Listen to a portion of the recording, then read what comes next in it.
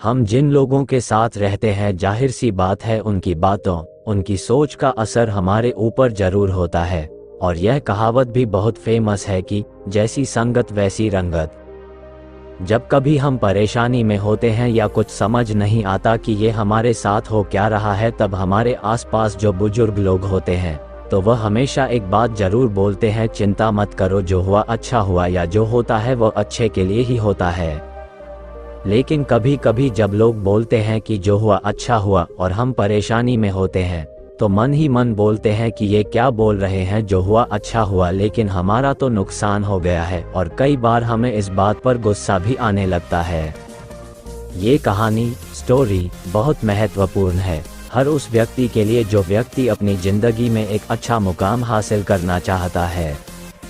ये कहानी, स्टोरी उस व्यक्ति के लिए बहुत ही महत्वपूर्ण होने वाली है जो network marketing business, network marketing story में है, या सेल्स के व्यवसाय में है, या जिस व्यक्ति का एक ऊंचा लक्ष्य है। और यह कहानी, स्टोरी उस व्यक्ति के लिए भी है जो जल्द ही लोगों की बातों में आकर अपना लक्ष्य बदल देता है और असफल हो जाता है।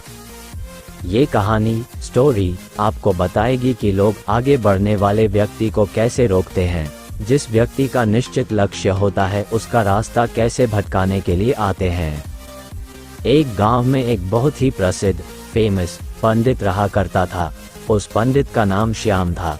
वह पंडित जिस गांव में रहता था वह उस गांव के प्रसिद्ध मंदिर पर पूजा करता था और सभी शादियां व सभी धार्मिक कार्य वही पंडित कराता था। वो पंडित इतना प्रसिद्ध था कि आसपास के सभी गांवों में उसकी चर्चा हुआ करती थी और सभी लोग उस पंडित का बहुत आदर, रिस्पेक्ट किया करते थे।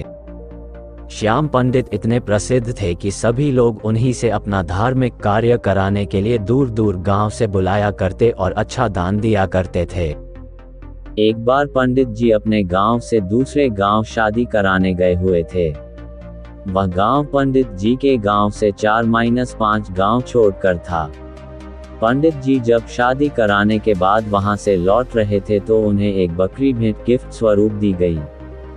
जब पंडित जी बकरी को लेकर लौट रहे थे तो वह पैदल पैदल अपने रास्ते बकरी को लेकर धीरे धीरे आ रहे थे, क्योंकि उनका गांव 4 गांव के बाद था। जिस रास्ते से पंडित जी लौट रहे थे उस रास्ते पर 4 ठग चोर रहते थे और वह आने जाने वाले लोगों को लूटा करते थे। जब उन 4 ठगों ने पंडित जी को देखा तो बोलने लगे, आज तो सुबह से कोई नहीं मिला है और हमारे खाने पीने की व्यवस्था भी नहीं हुई। चलो आज पंडित जी को ही लूट लेते हैं, इनसे ये बकरी चुरा लेते हैं। लेकिन उनमें से एक ठग बोलता है, अगर पंडित जी को मारा पीटा तो सारे गांव वाले हमें छोड़ेंगे नहीं और हमें बहुत पाप लगेगा। तो ठग एक नई तरकीब निकालते हैं पंडित जी से बकरी छुड़ाने की और चारों ठग अपने अपने काम पर लग जाते हैं।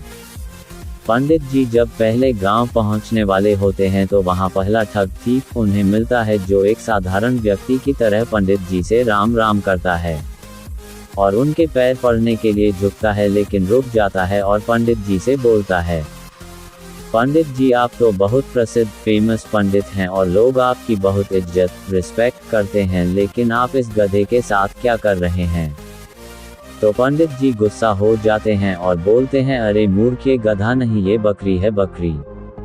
लेकिन वह ठग उनसे कहता है कि ये बकरी नहीं, ये तो गधा है। पंडित जी आपको किसी ने बेवकूफ बना दिया। तो पंडित जी फिर गुस्से से कहते हैं कि तू ही मूर्ख है, ये बकरी है न कि गधा, और यह बोलकर पंडित जी आगे चल पड़े। लेकिन पंडित जी के दिमाग में इस अनोखी घटना ने एक हल्का सा भ्रम, डाउट डाल दिया और वह आगे निकल गए। धीरे धीरे पंडित जी आगे बढ़ रहे थे और वह दूसरे गांव पहुंचने ही वाले थे कि उन्हें वहां दूसरा ठग मिला, जो कि बिल्कुल साधारण व्यक्ति की तरह वहां खड़ा था और पंडित जी से राम राम करता है और उनके पैर पड़ने के लिए झुकता है, लेकिन वह रुक जाता है। पंडित जी पूछते हैं, क्या हुआ, रुक क्यों गए। तो वह बोलता है, पंडित जी आप इस गधे को साथ लेकर क्यों घूम रहे हो, इससे आप खंडित हो जाओगे और लोग आपके बारे में क्या सोचेंगे, इस गधे को भगा दो। पंडित जी को इतनी बात सुनकर बहुत क्रोध आता है और बोलते हैं, तुम मूर्ख हो, दिखाई नहीं देता ये बकरी है और तुम बोल रहे हो गधा है। दूसरा ठग बोलता है कि ये पंडित जी आपको किसी ने पागल बना दिया, ये बकरी नहीं, ये तो गधा है। और ये आपके साथ रहेगा तो आपकी क्या इज्जत रह जाएगी। ये सुनते ही पंडित जी सोचने लगे कि यह क्या बोल रहा है, मैं तो बकरी लाया हूँ पर ये सब इसे गधा क्यों बोल रहे हैं, कहीं मैं सच में गधे को लेकर तो नहीं घूम रहा हूँ। अब पंडित जी सोच में पड़ जाते हैं और वह ठग वहां से चला जाता है और पंडित जी भी आगे बढ़ने लगते हैं, लेकिन उनके दिमाग में यही बात चल रही होती है कि ये बकरी है या गधा। जब पंडित जी तीसरे गांव में पहुंचने वाले होते हैं तो उन्हें वहां तीसरा ठग मिलता है और पंडित जी से राम राम करता है। पंडित जी के पैर पड़ने के लिए झुकता है लेकिन रुक जाता है। पंडित जी हैरान हो जाते हैं और पूछते हैं कि क्या हुआ। तो तीसरा ठग बोलता है कि पंडित जी, मैं आपसे आशीर्वाद तो लेना चाहता हूँ लेकिन इस गधे को आपके साथ देखकर मुझे अच्छा नहीं लग रहा। लोग आपको इतना मानते हैं, आपसे पूजा कराते हैं, लेकिन लोग आपको इस गधे के साथ देखेंगे तो क्या सोचेंगे। इतनी बात सुनकर पंडित जी कहते हैं कि मैं इस गधे को गांव के बाहर छोड़ने जा रहा हूँ, मुझे रास्ते में दयनीय हालत में मिला था, और पंडित जी वहां से निकल जाते हैं। कुछ लोगों की बातों में आकर पंडित जी का विश्वास खुद से उठ जाता है। उन्हें लगता है कि लोग सही बोल रहे हैं और मैं गलत हूँ, लेकिन फिर सोचते हैं कि मैं सही हूँ। इसी तरह उनका विश्वास खुद पर से गिरने लगता है और सोचते हैं कि मैं अपने गांव पहुंचने वाला हूं, अगर ये बकरी नहीं हुई और गधा हुआ तो लोग मेरे बारे में क्या सोचेंगे। यही सोचते सोचते पंडित जी चौथे गांव पहुंचने वाले होते हैं कि उन्हें चौथा ठग मिलता है और पंडित जी से राम राम करता है और पैर पड़ने के लिए झुकता है लेकिन रुक जाता है। तो पंडित जी पूछते हैं क्या हुआ, तो वह ठग पंडित जी से बोलता है, पंडित जी बाकी सब तो ठीक है, आप इस गधे को साथ में लेकर क्यों घूम रहे हो। तो पंडित जी कहते हैं कि मैं इस गधे को गांव के बाहर छोड़ने वाला था। तो वह ठग बोलता है कि पंडित जी, यह गधा आपको शोभा नहीं देता, लोग क्या सोचेंगे आपके साथ यह गधा देखकर, आप इसे मुझे दे दीजिए, मैं इसे बाहर छोड़ आऊंगा। तो पंडित जी अपने आप पर विश्वास को खो देते हैं और उस बकरी को गधा समझकर उस ठग को दे देते हैं और अपनी बकरी को छोड़कर आ जाते हैं। और उन चारों ठगों की यह तरकीब काम कर जाती है और वह पंडित जी से बकरी छुड़ा लेते हैं और उसे बेचकर पैसा कमा लेते हैं। इसी तरह हमारे आसपास भी हमारा रास्ता भटकाने के लिए बहुत सारे ठग जरूर मिलेंगे जो हमारा रास्ता भटकाना चाहते हैं। उनसे बचकर और खुद पर विश्वास रखना होगा, तभी हम अपने लक्ष्य को पा सकते हैं।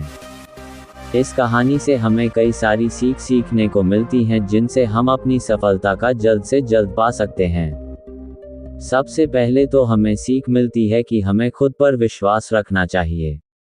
दूसरा व्यक्ति क्या कह रहा है उससे हमें कोई फर्क नहीं पड़ना चाहिए, क्योंकि रास्ता भटकाने वाले बहुत मिलेंगे। इस कहानी में भी वही हुआ है। अगर पंडित जी को खुद पर पूरा विश्वास होता कि हाँ ये बकरी ही है, तो वह अपनी बकरी को ठगों को नहीं देते। इसी तरह हमें भी अपने ऊपर विश्वास रखना होगा, हमारी मंजिल हमारे सपनों के ऊपर विश्वास करना होगा।